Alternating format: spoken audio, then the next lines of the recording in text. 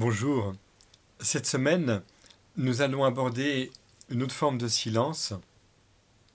Après avoir abordé le silence de la parole, le silence des signes, le silence de l'esprit que j'ai uni au silence de l'imagination, je voudrais aborder le silence des passions.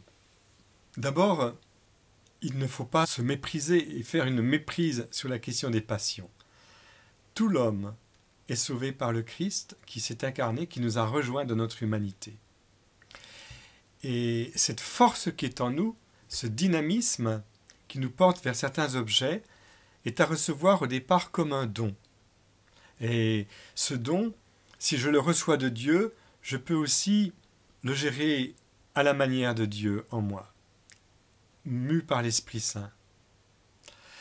On voudrait peut-être trop vite mettre les passions dans ce qui est, on va dire, négatif. Mais il est important que l'homme vive un dynamisme intérieur qui le pousse vers certains objets.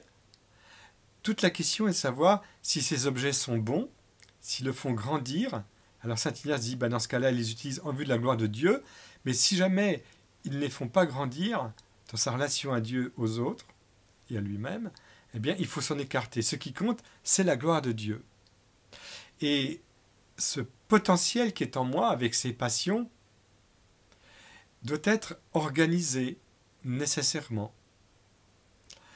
Je pense à un mot qui s'associe au mot passion, c'est le mot pulsion. Évidemment que la pulsion est un don. Elle est un don à condition que je ne la consomme pas, mais que de cette pulsion élémentaire, eh bien, il se passe quelque chose en moi. Dieu construit quelque chose avec ma collaboration où je renonce à satisfaire ma pulsion, ma passion, pour une élaboration d'un objet plus important qui est de l'ordre de la communication. Et pour passer de la pulsion à la communication, il faut passer par le désir. Et nous sommes appelés à être des êtres de désir.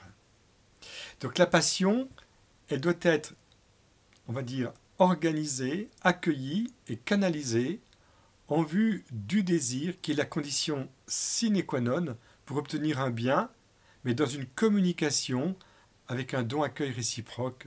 Et je parle bien sûr concernant le Seigneur. Mais ça peut aussi se traduire dans les relations humaines.